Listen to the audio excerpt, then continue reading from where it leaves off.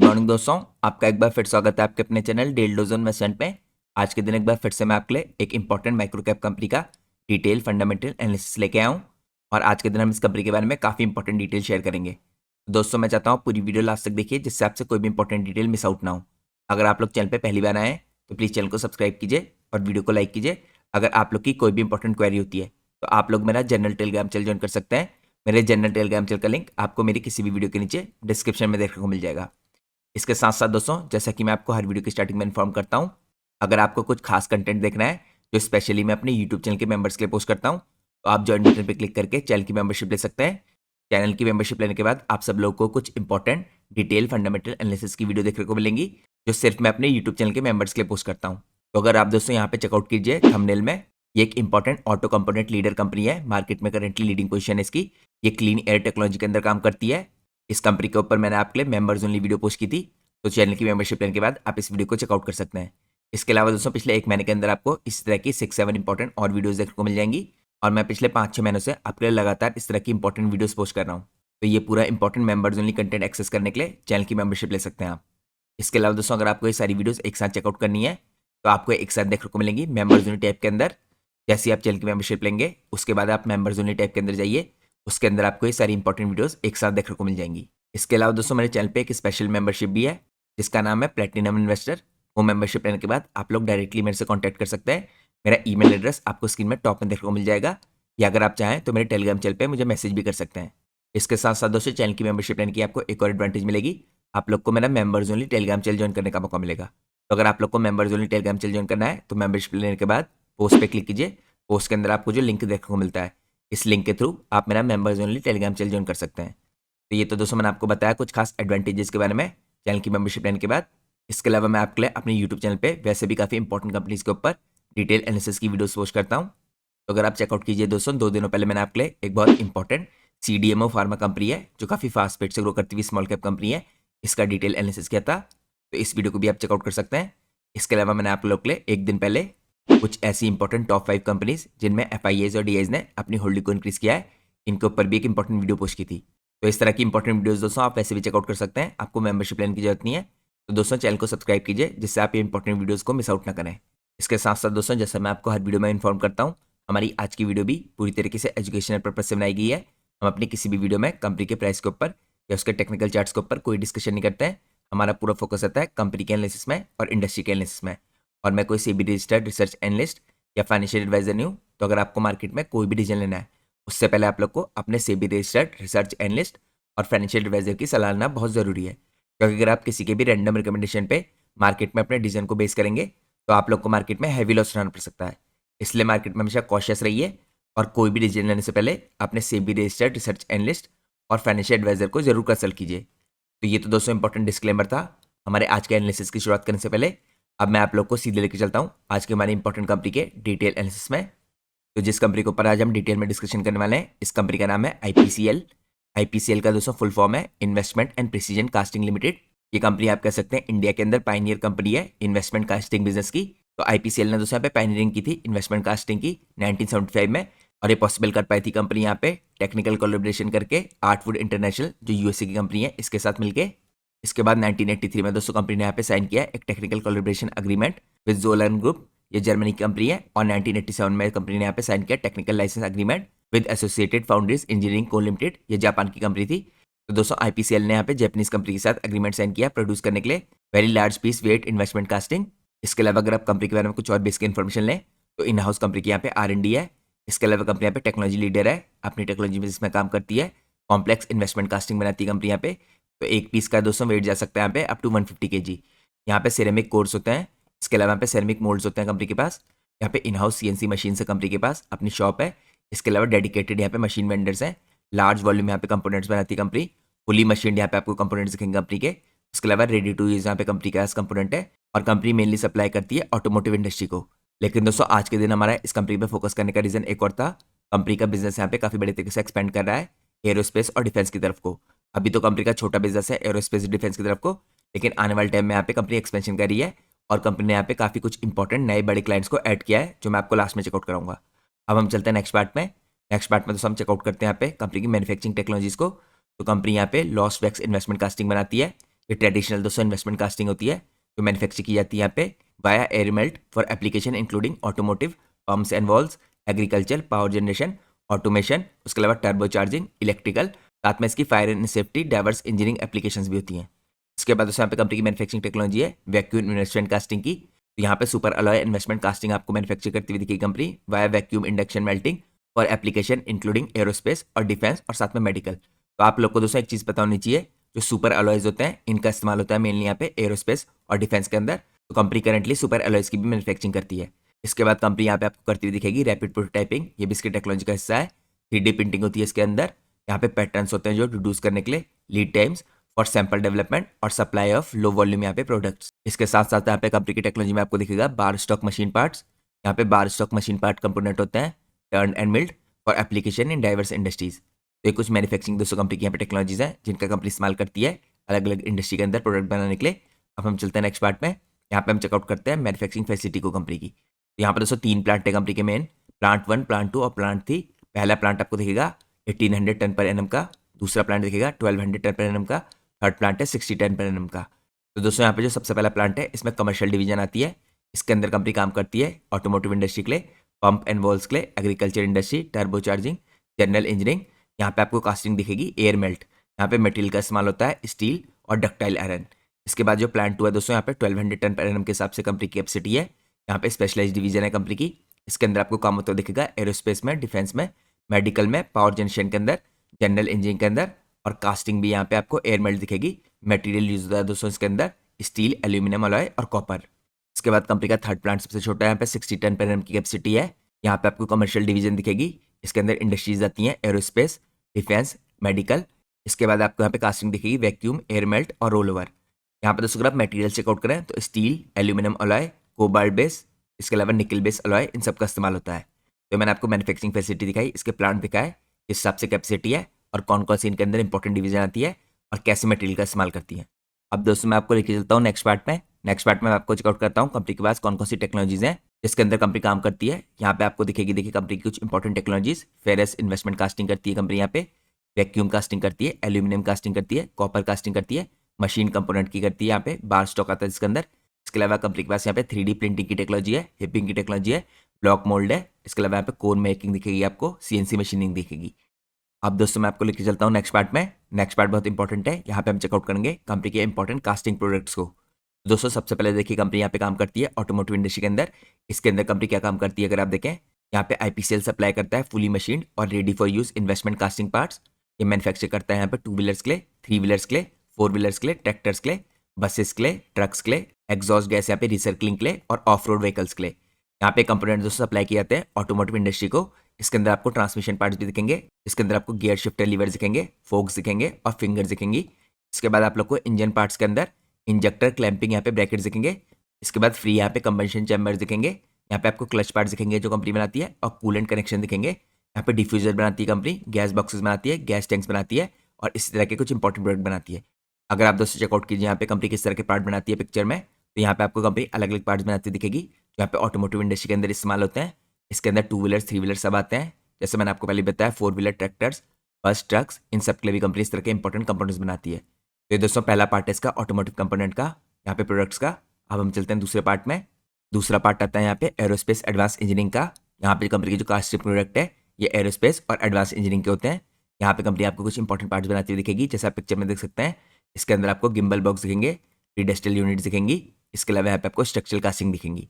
तो ये सब दोस्तों कंपनी बनाती है एरोस्पेस और एडवांस इंजीनियरिंग के लिए। अब हम चलते हैं नेक्स्ट पार्ट में। यहाँ पे हम चेकआउट करते हैं कास्टिंग प्रोडक्ट जो न्यूमेटिक और ऑटोमेशन सिस्टम्स के लिए बनाती है कंपनी। यहाँ पे पार्ट कंपनी सप्लाई करती है, देखिए स्टीम टर्बाइन ब्लेड्स को, इसके अलावा इम्पेलर्स को और डिफ्यूजर्स को। दोस्तों पार्ट्स काफ़ी इंपॉर्टेंट है क्योंकि रिसेंटली कंपनी को काफ़ी बड़ा कॉन्ट्रैक्ट मिला है यहाँ पे टर्बाइन ब्लेड्स का, जो मैं आपको बाद में चेकआउट कराऊंगा। और ये दोस्तों सारे प्रोडक्ट इस टाइम पे जो टर्बाइन ब्लेड्स वाले हैं और इससे रिलेटेड प्रोडक्ट हैं, ये कंपनी पावर प्लांट्स के लिए बनाती है। अब हम चलते हैं नेक्स्ट पार्ट में। यहाँ पे मैं आपको चेकआउट कराता हूँ कंपनी जहाँ पे पंप और वॉल्व्स के प्रोडक्ट बनाती है। यहाँ पे आपको पार्ट बनाती दिखेगी कंपनी इम्पेलर्स के लिए, इसके अलावा डिफ्यूजर्स के लिए और वॉल्व की बॉडी के लिए। अब हम चलते हैं नेक्स्ट पार्ट में। यहाँ पे कंपनी पार्ट बनाती है मेडिकल इम्प्लांट के। यहाँ पे पार्ट्स बनाती दिखेगी कंपनी आपको नी जॉइंट्स के लिए और प्रोस्थेटिक यहाँ पे असेंबली पार्ट्स के लिए। इस तरह के दोस्तों कुछ इंपॉर्टेंट पार्ट होते हैं देखिए जॉइंट्स के लिए। अब हम चलते हैं नेक्स्ट पार्ट में। नेक्स्ट पार्ट में हम चेकआउट करते हैं यहाँ पे इंपॉर्टेंट इलेक्ट्रिकल इंस्ट्रूमेंटेशन के पार्ट जो कंपनी बनाती है। यहाँ पे आपको वेरियस पार्ट्स दिखेंगे एज पर कस्टमर रिक्वायरमेंट। यहाँ पर दोस्तों कंपनी कस्टमर की रिक्वायरमेंट के अनुसार ये इंपॉर्टेंट पार्ट बनाती है जो इलेक्ट्रिकल और इंस्ट्रूमेंटेशन के अंदर यूज होते हैं। इसके बाद हम चलते हैं नेक्स्ट इंपॉर्टेंट प्रोडक्ट में। यहाँ पे नेक्स्ट इंपॉर्टेंट प्रोडक्ट है इसके जनरल इंजीनियरिंग के। यहाँ पे कंपनी वेरियस पार्ट बनाती है कस्टमर की रिक्वायरमेंट के बेसिस पे। अब हम चलते हैं नेक्स्ट पार्ट में। यहाँ पे अगर आप देखिए दोस्तों कंपनी इलेक्ट्रॉनिक्स के अंदर भी काम करती है। यहाँ पे कंपनी फ्रेम और बॉडी कास्टिंग करती है। इस तरह के आपको कुछ खास प्रोडक्ट दिखेंगे। इसके बाद दोस्तों अगर आप चेकआउट कीजिए, कंपनी यहाँ पे न्यूमेटिक और ऑटोमेशन के पार्ट बनाती है। इसके बाद कंपनी यहाँ पे बनाती है casting product for artisan casting. यहाँ पे ब्यूटीफुल आपको आर्टिस्टिक कास्टिंग दिखेंगी जो बनाई जाती है यहाँ पे ब्रोंज से और ब्रास से। यहाँ पे आपको स्कल्पचर्स दिखेंगे सेक्रल, इसके अलावा स्टेचूज दिखेंगी, कैंडल स्टैंड दिखेंगे और लैम्प्स दिखेंगे। इस तरह के इंपॉर्टेंट दोस्तों कंपनी प्रोडक्ट बनाती हुई दिख रही है आपको यहाँ पे कास्टिंग से रिलेटेड। तो ये मैंने आपको चेकआउट कराया दोस्तों यहाँ पे कंपनी के प्रोडक्ट जो आर्टिस्टिक कास्टिंग के अंदर आते हैं। अब दोस्तों हम चलते हैं नेक्स्ट पार्ट में। यहाँ पे मैं आपको क्विकली चेकआउट करता हूँ कंपनी कौन कौन सी इंडस्ट्री को यहाँ पे सर्व करी है। जैसे मैंने आपको ऑलरेडी चेकआउट कर दिया है ऑटोमोटिव और उसके अलावा एरोस्पेस और डिफेंस को तो सर्व कर रही है। एग्रीकल्चर मशीनरी दिखेगी आपको यहाँ पे, कंस्ट्रक्शन इक्विपमेंट दिखेंगे, इलेक्ट्रिकल पावर यहाँ पे जनरेशन इक्विपमेंट दिखेंगे, फूड और डेयरी इंडस्ट्री को कंपनी सर्व करी है, हैंड टूल इंडस्ट्री को, मशीन टूल्स को, इसके अलावा प्रिंटिंग मशीनरी को, पैकेजिंग मशीनरी को, न्यूमेटिक हाइड्रोलिक यहाँ पे इक्विपमेंट्स को, पेपर प्रोसेसिंग मशीनरी को, माइनिंग इक्विपमेंट को, रेलवेज को, टेक्सटाइल को, पंप्स एंड वॉल्स को, इलेक्ट्रिकल स्विच गेयर्स को और ऑयल फील्ड इक्विपमेंट्स को। तो यहाँ पे कंपनी आप कह सकते हैं काफी डाइवर्स फील्ड में काम कर रही है। लेकिन जो मेन बिजनेस दोस्तों करंटली कंपनी का आ रहा है वो ऑटोमोटिव इंडस्ट्री से आ रहा है और आने वाले टाइम में कंपनी फोकस कर रही है एरोस्पेस और डिफेंस के सेगमेंट में भी। अब हम चलते हैं नेक्स्ट पार्ट में। नेक्स्ट पार्ट में हम चेकआउट करते हैं यहाँ पे कंपनी की स्ट्रेंथ यहाँ पे कंपनी ने मेंशन कर रखी है। तो यहाँ पे दोस्तों कंपनी का कहना है कि इनको एक्सपीरियंस है यहाँ पे ओवर 50 ईयर्स का इस इंडस्ट्री में काम करने का। और जैसे मैंने आपको बताया यहाँ पे इंडिया में इन्वेस्टमेंट कास्टिंग करने वाली सबसे पहली कंपनी थी जिसने इन्वेस्टमेंट कास्टिंग की फैसिलिटी खोली थी इंडिया में। तो पाइनियर है कंपनी इस टाइम पे। तो आप कह सकते हैं दोस्तों कंपनी को यहाँ पे काफ़ी ज़्यादा नॉलेज है इस फील्ड में काम करने की। करंटली कंपनी के पास 57 इंजीनियर्स हैं जो वर्क करते हैं यहाँ पे स्टेट ऑफ आर्ट की इक्विपमेंट की फैसिलिटी में प्रोवाइड करने के लिए सोल्यूशन जो मोस्ट डिफिकल्ट यहाँ पे कस्टमर की डिमांड होती है उनको भी पूरा करते हैं। इसके अलावा कंपनी के यहाँ पे स्पेयर कैपेसिटी है दोस्तों, ये भी स्ट्रेंथ है इसकी। करंटली कंपनी मैन्युफैक्चर करती है 1500 ton annually against the capacity of 3060 ton. कंपनी यहाँ पे वेल पोजिशन्ड है रैंप अप करने के लिए लार्ज स्केल के प्रोजेक्ट्स को। इसके अलावा दोस्तों कंपनी के अंदर लगातार फाइनेंशियल स्टेबिलिटी दिखेगी आपको। कंपनी लिस्ट हुई थी बॉम्बे स्टॉक एक्सचेंज में 49 साल पहले। ये प्रोवाइड करता है कंपनी को फाइनेंशियल ट्रांसपेरेंसी। इसके अलावा सारी जो इंपॉर्टेंट कंप्लायंस है IPCL उनको पूरा करता है। यहाँ पे कंपनी के पास इंपॉर्टेंट सर्टिफिकेशन है दोस्तों जिनके अंदर इंक्लूड करता है यहाँ पे EN 9100 और नेट कैप। तो दोस्तों आपको पता होना चाहिए एरोस्पेस इंडस्ट्री के अंदर काम करने के लिए नेट कैप सर्टिफिकेशन चाहिए और ये इस कंपनी के पास है। इंडिया में बहुत कंपनी के पास आपको वैसे भी नहीं दिखेगा सर्टिफिकेशन, तो ये कंपनी के पास ये काफ़ी स्ट्रॉन्ग एडवांटेज है। इसके अलावा कंपनी यहाँ पे ESG ड्रिवन है। कंपनी जनरेट करती है 25% अपनी एनर्जी फ्रॉम रिन्यूएबल सोर्सेज। तो यहाँ पे इसके पास विंड टर्बाइन्स हैं, जनरेटर्स हैं। इसके अलावा कंपनी के पास सोलर फार्म है 4 मेगावाट का। तो ये सब कंपनी को काफ़ी बड़े तरीके से मदद करते हैं। साथ में दोस्तों कंपनी के पास स्टार एक्सपोर्ट हाउस का सर्टिफिकेशन है, ये भी काफ़ी इंपॉर्टेंट है। तो ये तो दोस्तों ऑर्गेनाइजेशनल स्ट्रेंथ हो गई। यहाँ पे टेक्निकल स्ट्रेंथ भी कंपनी के पास काफ़ी ज़्यादा। तो जैसे मैंने आपको बताया कंपनी काफ़ी लंबे टाइम से इस इंडस्ट्री में काम करी है। तो जो प्रोसीजर को करने का नो हाउ होता है ये कंपनी के पास है, ये आसानी से नहीं आता है दोस्तों। IPCL के पास एक्सपीरियंस यहाँ पे वर्क करने के लिए एरोस्पेस रिक्वायरमेंट के अंदर। इसके अलावा यहाँ पे इंक्लूड करता है FAI, APQP, PPAP, risk assessment और मिटिगेशन।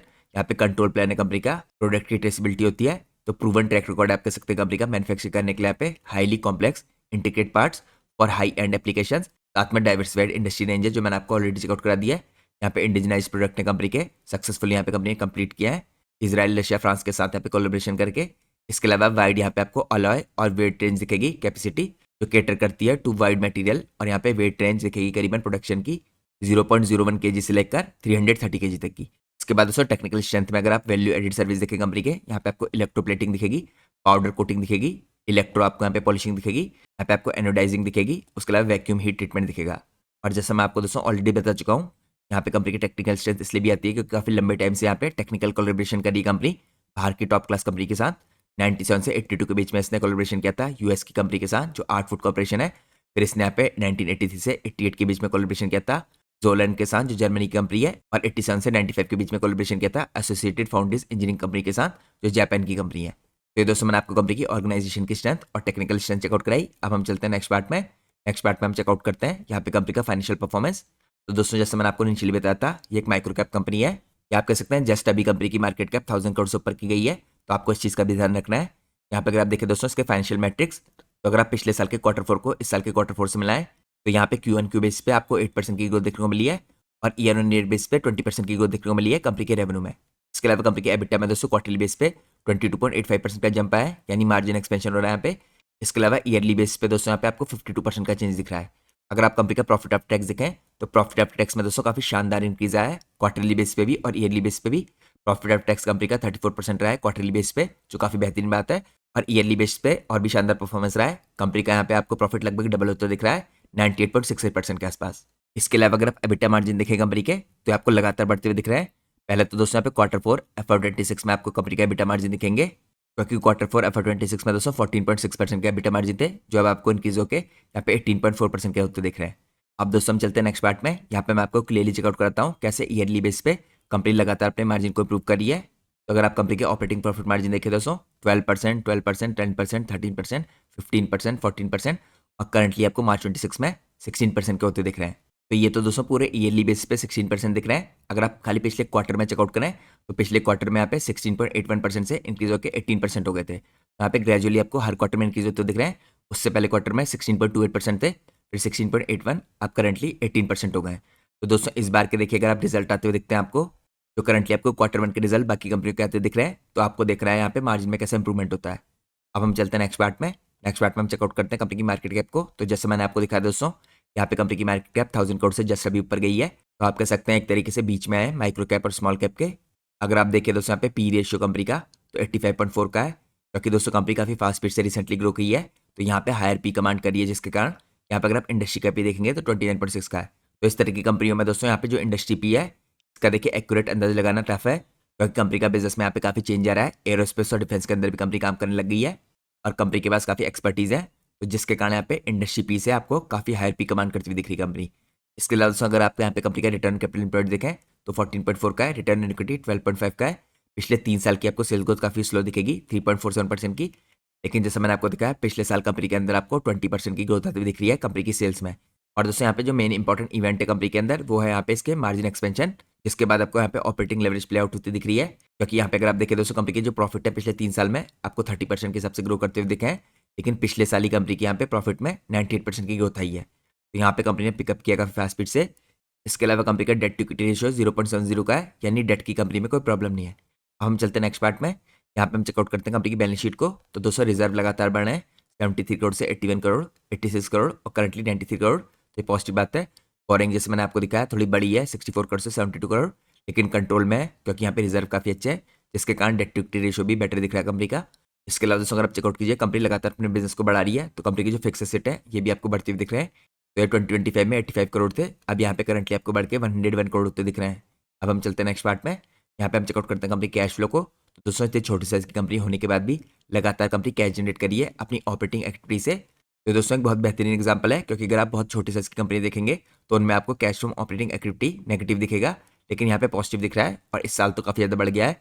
मार्च 25 में यहाँ पे 19 करोड़ का था, करंटली मार्च 26 में 26 करोड़ का हो गया है। अब दोस्तों इस बार के जो कंपनी के रिजल्ट आते हैं आपको देखना है उसमें कंपनी का परफॉर्मेंस कैसा रहता है। इसके अलावा अगर आप चेकआउट कीजिए कंपनी की जो नेट कैश फ्लो है इस बार ये भी आपको पॉजिटिव होते दिख रहे हैं 2 करोड़ के, और इसके अलावा फ्री कैश फ्लो भी 2 करोड़ के पॉजिटिव है। अब हम चलते हैं नेक्स्ट पार्ट में। नेक्स्ट पार्ट में हम चेकआउट करते हैं कंपनी के रेशियोज को। तो यहाँ पर दोस्तों कंपनी के जो इन्वेंट्री डेज हैं देखिए ये आपको थोड़े से बेटर होते दिखे हैं 379 डेज से 370 डेज के, लेकिन अभी भी यहाँ पे काफ़ी स्कोप है बेटर होने का, तो आपको लगातार ट्रैक करना है दोस्तों हिसाब से आने वाले रिजल्ट्स में बेटर होते हैं कि नहीं।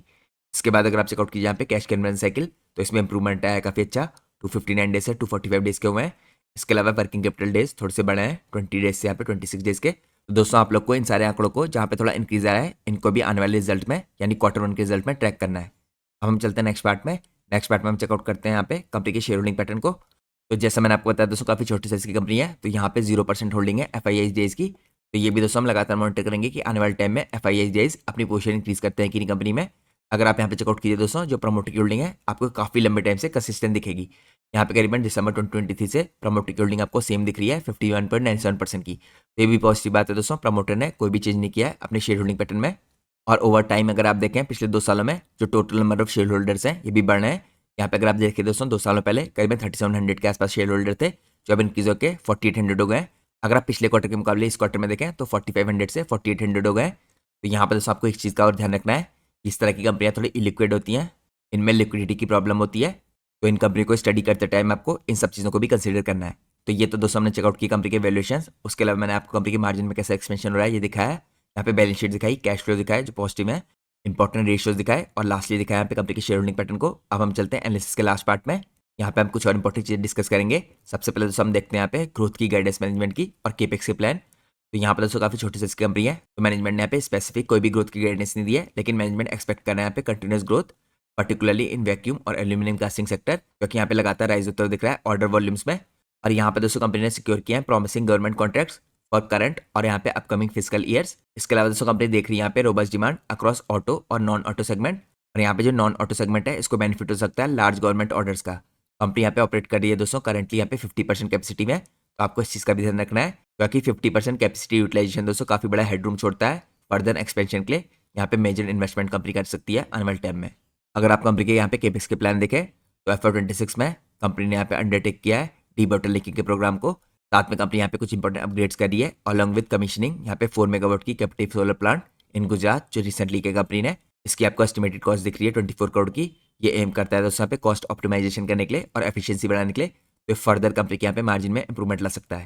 इसके अलावा जो एग्जिस्टिंग दोस्तों कास्टिंग कैपेसिटी है 3000 MTPA की, इसके अंदर कंपनी प्लान करी है यहाँ पे फोकस करने के लिए टारगेटेड इंफ्रास्ट्रक्चर अपग्रेड्स और क्वालिटी और higher value segment like aerospace और डिफेंस। तो जैसा दोस्तों मैं आपको कई बार बता चुका हूँ इस वीडियो के दौरान, इतने छोटे साइज की कंपनियों में मैनेजमेंट की जो गाइडेंस होती है, कमेंट्री भी होती है, वो आपको ऑफन देखने को नहीं मिलती है। तो आपको देखना है कि आने वाले क्वार्टर में मैनेजमेंट फर्दर कोई कमेंट्री देता है कि नहीं। अब हम चलते हैं नेक्स्ट पार्ट में। नेक्स्ट पार्ट में हम चेकआउट करते हैं यहाँ पे कंपनी के अंदर कुछ इंपॉर्टेंट जो मोड्स हैं। तो दोस्तों यहाँ पे मॉडरेट मोड है कंपनी में, कोई स्ट्रॉन्ग मोड तो है नहीं, लेकिन अगर आप यहाँ पे देखें लॉन्ग ऑपरेटिंग हिस्ट्री है कंपनी की और रिलेशनशिप है OEMs के साथ, जिसके अंदर काफी बड़ी बड़ी कंपनी आती है जैसे मारुति और महिंद्रा, तो ये भी कंपनी के लिए एक मॉडरेट मोड की तरह काम करता है। इसके साथ साथ कंपनी को टेक्निकल नो हाउ है हैंडल करने के लिए डिफिकल्ट अलॉयज को और कॉम्प्लेक्स यहाँ पे ज्योमेट्रीज को, तो ये भी एक मॉडरेट यहाँ पे आप कह सकते हैं मोड है कंपनी के लिए। इसके अलावा यहाँ पे कुछ इंपॉर्टेंट सर्टिफिकेशन और अप्रूवल्स हैं स्पेशली फॉर एरोस्पेस और डिफेंस के लिए, जो एक्ट करते हैं एज ए एंट्री बैरियर बाकी कंपनियों के लिए, क्योंकि जैसे मैंने आपको दिखाया दोस्तों नेट कैप सर्टिफिकेशन आपको हर कंपनी को मिलता हुआ नहीं दिखेगा, और एरोस्पेस और डिफेंस के अंदर काम करने के लिए वो सर्टिफिकेशन मस्ट है। इसके अलावा अगर आप देखें दोस्तों यहाँ पे स्पेयर कैपेसिटी और कैप्टिव पावर, इसके अंदर आपको सोलर प्लस विंड प्रोवाइड करते हुए दिख रहे हैं कॉस्ट की एडवांटेज कंपनी को, तो ये सब कुछ इंपॉर्टेंट आप कह सकते हैं मॉडरेट मोड से कंपनी के लिए। यहाँ पे दोस्तों कुछ लिमिटेशंस भी है, देखिए जो कास्टिंग इंडस्ट्री होती है समवॉट आप कह सकते हैं कैपिटल इंटेंसिव होती है और कॉम्पिटिटिव होती है, तो आपको कंपनी के मोड फर्दर इंप्रूव होते देख सकते हैं जैसे कंपनी यहाँ पे एरोस्पेस और डिफेंस के अंदर अपने बिजनेस को इंक्रीज करेगी, और यही कंपनी करंटली करना चाह रही है। और दोस्तों यहाँ पे एरोस्पेस और डिफेंस इंडस्ट्री के अंदर मोड्स इसलिए भी बढ़ जाते हैं क्योंकि यहाँ पे काफ़ी हाई क्वालिटी चीज़ होती है, अप्रूवल मिलना डिफिकल्ट होता है, तो हायर बैरियर्स होते हैं। तो मैंने आपको कंपनी के मोड्स के बारे में कुछ इंपॉर्टेंट डिटेल दिखाई। अब हम चलते हैं नेक्स्ट पार्ट में। यहाँ पे हम चेकआउट करते हैं दोस्तों फ्यूचर की पोटेंशियल कंपनी के लिए क्या हो सकती है। तो यहाँ पे दोस्तों सबसे बड़ी पोटेंशियल हो सकती है एरोस्पेस और डिफेंस के सेगमेंट में। ये काफ़ी फास्ट स्पीड से ग्रो करता हुआ सेगमेंट है, आपको पता है इंडिया के अंदर, तो आने वाले 3 से 5 सालों में आपको यहाँ पे काफ़ी बड़े तरीके से सेकेंडरी काफ़ी स्ट्रॉन्ग सेगमेंट बनता हुआ दिख सकता है ऑटो के बाद। रिसेंट मोमेंटम अगर आप देखें दोस्तों इस सेगमेंट के अंदर, यहाँ पे जो न्यू ऑर्डर्स हैं फ्रॉम GTRE DRDO की तरफ से, तो ये कंपनी के लिए काफ़ी इंपॉर्टेंट है दोस्तों DRDO का ऑर्डर मिलना। ये कंपनी को ऑर्डर मिला है सुपर ऑलॉय टर्बाइन कास्टिंग के लिए। इसके बाद दोस्तों एक अदानी इजराइल JV है यानी जॉइंट वेंचर, इसकी तरफ से भी कंपनी को ऑर्डर मिला है PLR सिस्टम के अंदर। इसके अलावा दोस्तों रिसेंटली कंपनी को कुछ इंपॉर्टेंट अप्रूवल्स मिले हैं फ्रॉम ग्लोबल एरोस्पेस प्लेयर्स, ये भी कंपनी के लिए काफ़ी पॉजिटिव होगा फ्यूचर के लिए। कंपनी के पास करंटली इस टाइप की कैपेबिलिटीज़ हैं वैक्यूम कास्टिंग की फॉर सुपर ऑलॉयज, HIP और रेलेवेंट यहाँ पे सर्टिफिकेशन है जो मैं आपको ऑलरेडी दिखा चुका हूँ EN 9100 और नेट कैप। अब दोस्तों अगर आप यहाँ पे कंपनी की स्ट्रेटेजी देखें तो कंपनी यहाँ पे एक्सप्लिसिटली फोकस करी है ऑन एक्सपेंडिंग एरोस्पेस और defence via make in India, जो हमें ऑलरेडी स्टार्ट होता दिख गया है नए अप्रूवल्स के द्वारा, हायर वैल्यू वर्क के द्वारा। मैनेजमेंट यहाँ पे हाईलाइट कर रहा है ये लॉन्ग टर्म के ग्रोथ ड्राइवर होंगे कंपनी के लिए। इसके अलावा यहाँ पे पॉसिबल ट्रेजेक्ट्री अगर आप देखें दोस्तों एरोस्पेस और डिफेंस के बिजनेस में, जो करंटली आपको लो डिजिट में दिख रही है 5% के आसपास हो सकता है इसका बिजनेस, वो आपको यहाँ पे 10 से 20% जाते हुए दिख सकता है एरोस्पेस और डिफेंस में। लेकिन उसके लिए दोस्तों बहुत इंपॉर्टेंट चीज़ ये है कि यहाँ पे डिफेंस के ऑर्डर स्केल करें और एरोस्पेस के जो अप्रूवल्स हैं ये लीड करें यहाँ पे सीरियल प्रोडक्शन में।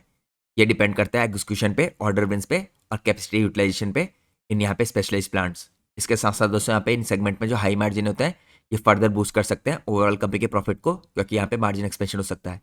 और यहाँ पर दोस्तों पूरी पॉसिबिलिटी है कि करंटली जो कंपनी का मार्जिन एक्सपेंशन हो रहा है वो इसलिए हो रहा है क्योंकि एरोस्पेस और डिफेंस के इसको प्रोजेक्ट नए मिलने लग गए हैं।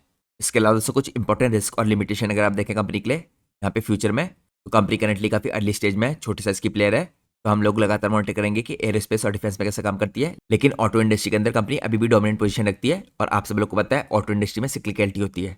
इसके अलावा दोस्तों अगर आप देखें यहाँ पे bottom line aerospace plus defence time पे करंटली है 4% के आसपास, लेकिन इसके अंदर पोटेंशियल है यहाँ पे आउटसाइज करने की इस ग्रोथ को और फर्दर यहाँ पे हाई वैल्यू डाइवर्सिफिकेशन के लिए। और एक चीज़ दोस्तों जैसे मैं आपको बार बार बताता हूँ, यहाँ पे बहुत ज़्यादा कंपनी को जरूरत नहीं है एरोस्पेस और डिफेंस के बिजनेस को एक्सपेंड करने की, यहाँ पे कम ही एक्सपेंशन होगा अगर उसके बाद भी यहाँ पे मार्जिन में इंप्रूवमेंट होता दिखेगा, क्योंकि ये बिजनेस जो एरोस्पेस और डिफेंस से आता है, ये हाई वैल्यू बिजनेस है। तो यहाँ पे आप लोग को लगातार क्वार्टरली अपडेट्स पे नजर रखनी है, ऑर्डर अनाउंसमेंट पे नजर रखनी है और इनकी प्रोग्रेस देखना है। तभी आप लोग को पता लग पाएगा कि कंपनी का यहाँ पे फाइनेंशियल परफॉर्मेंस कैसा रहता है एनुअल टाइम में। इसके अलावा दोस्तों, जैसे मैं आपको रिसेंटली बता चुका हूँ, कंपनी ने रिसेंटली एरोस्पेस और डिफेंस के अंदर 2 नए कस्टमर जुड़े हैं, तो वो भी काफी बढ़िया तरीके से कंट्रीब्यूट कर सकते हैं आने वाले फ्यूचर में। तो ये दोस्तों, आज के एनालिसिस में मैंने आपको कुछ इंपॉर्टेंट अपडेट्स प्रोवाइड की, और जैसा मैं आपको हर वीडियो की स्टार्टिंग में और लास्ट में बताता हूँ, हमारी आज की वीडियो भी पूरी तरीके से एजुकेशनल पर्पज से बनाई गई है। हम अपनी किसी भी वीडियो में कंपनी के प्राइस के ऊपर या उसके टेक्निकल चार्ट्स के ऊपर कोई डिस्कशन नहीं करते हैं। हमारा पूरा फोकस रहता है कंपनी के एनालिसिस पे या इंडस्ट्री के एनालिसिस पे। और दोस्तों, मैं कोई सेबी रजिस्टर्ड रिसर्च एनालिस्ट या फाइनेंशियल एडवाइजर नहीं हूँ, तो अगर आपको मार्केट में कोई भी डिसीजन लेना है, उससे पहले आप लोग को अपने सेबी रजिस्टर्ड रिसर्च एनालिस्ट और फाइनेंशियल एडवाइजर की सलाह लेना बहुत जरूरी है। क्योंकि अगर आप लोग किसी की भी रैंडम रिकमेंडेशन पे मार्केट में अपने डिसीजन को बेस करेंगे, तो आप लोग को मार्केट में हैवी लॉस उठाना पड़ सकता है। इसलिए मार्केट में हमेशा कॉशियस रहिए और कोई भी डिसीजन लेने से पहले अपने सेबी रजिस्टर्ड रिसर्च एनालिस्ट और फाइनेंशियल एडवाइजर को जरूर कंसल्ट कीजिए। तो ये दोस्तों, आज का हमारा इंपॉर्टेंट एनालिसिस था। मैं होप करता हूँ आपको आज की वीडियो पसंद आई होगी। अगर आपको आज की वीडियो पसंद आई है तो प्लीज़ वीडियो को लाइक कीजिए और चैनल को सब्सक्राइब कीजिए। Thanks for watching guys, take care.